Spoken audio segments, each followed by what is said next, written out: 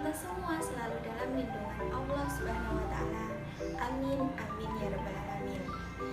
Kali ini jumpa lagi dengan saya Sahilatul Aisyah. Di video kali ini kita akan membahas materi mengenai peluang. Tentu kalian sudah tidak asing lagi bukan dengan istilah peluang? Apa sih peluang itu?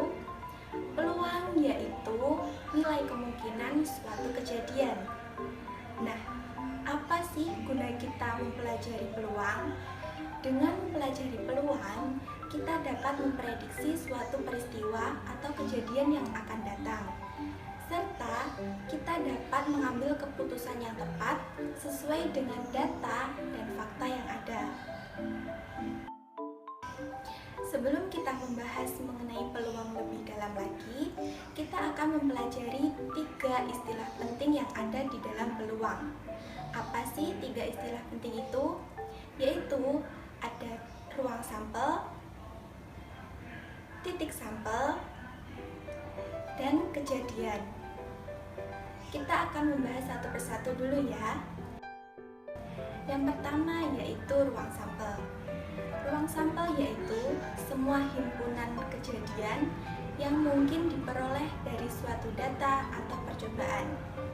Ruang sampel itu dapat kita cari melalui 2 cara. Yang pertama melalui tabel dan yang kedua melalui diagram pohon. Selanjutnya titik sampel. Titik sampel yaitu semua anggota dari ruang sampel. Dan yang terakhir kejadian. Kejadian yaitu himpunan sebagian dari ruang sampel yang diperoleh berdasarkan peristiwa yang sudah terjadi. Bagaimana? Mudah bukan? Untuk lebih memahami materi mengenai peluang, kita akan masuk ke contoh soal. Perhatikan contoh soal berikut.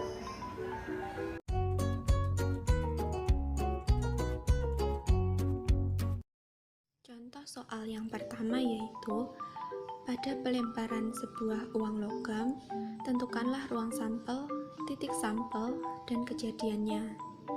Kita tahu bahwa uang logam memiliki 2 sisi. Sisi yang pertama menunjukkan angka atau nominal uang tersebut, dan sisi yang lainnya menunjukkan gambar atau lambang Garuda. Ditanya ruang sampel, titik sampel, dan kejadiannya. Kita ingat bahwa ruang sampel yaitu himpunan semua kejadian yang mungkin diperoleh dari suatu data atau percobaan. Sehingga ruang sampelnya atau dilambangkan dengan S yaitu angka dan gambar. Titik sampelnya berarti angka dan juga gambar. Jika ditanya banyaknya titik sampel atau NS, yaitu berarti ada 2. Sehingga kejadian yang mungkin terjadi yaitu yang pertama muncul angka dan yang kedua muncul gambar. Contoh yang kedua yaitu pada pelemparan sebuah dadu, tentukanlah ruang sampel, titik sampel, dan kejadiannya. Kita tahu bahwa dadu memiliki 6 sisi. Yang pertama yaitu menunjukkan mata dadu 1, mata dadu 2, 3, 4, 5, dan 6. Oleh karena itu kita peroleh ruang sampelnya yaitu himpunan mata dadu 1, 2, 3, 4, 5, dan 6. Titik sampelnya berarti 1, 2, 3, 4, 5, dan 6. Banyaknya titik sampel tentu ada 6.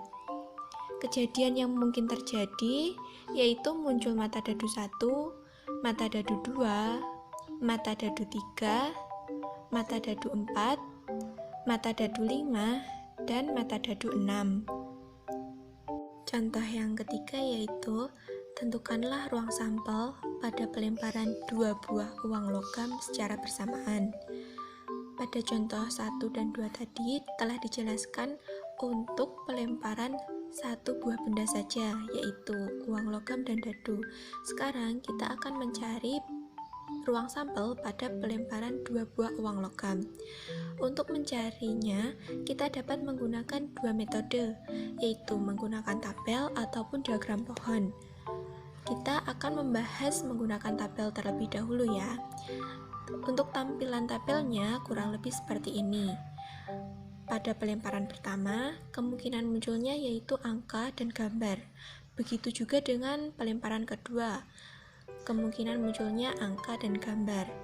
Sehingga kemungkinan-kemungkinan yang kita peroleh yaitu akan muncul angka dan angka, kemudian gambar pada percobaan pertama dan angka pada pelemparan kedua, serta angka, gambar, dan yang terakhir gambar, gambar. Sehingga diperoleh ruang sampelnya yaitu A, A, G, G, A, dan G, G. Sehingga banyak ruang sampelnya atau titik sampelnya yaitu ada 4. Untuk metode yang kedua yaitu menggunakan diagram pohon. Pada pelemparan pertama kita peroleh angka dan gambar. Kita tulis seperti ini. Kemudian pada percobaan kedua kita peroleh angka dan gambar juga. Sehingga kita tuliskan seperti ini. Diperoleh A, G, G, A, G, G. Samakan hasilnya dengan menggunakan tabel. Sehingga untuk mencari ruang sampelnya, metode yang kalian gunakan itu bebas, tergantung mana yang kalian anggap lebih mudah untuk mencari ruang sampel tersebut. Sekian materi pada pertemuan kali ini. Semoga apa yang kita pelajari kali ini dapat bermanfaat untuk kita semua. Terima kasih. Wassalamualaikum warahmatullahi wabarakatuh.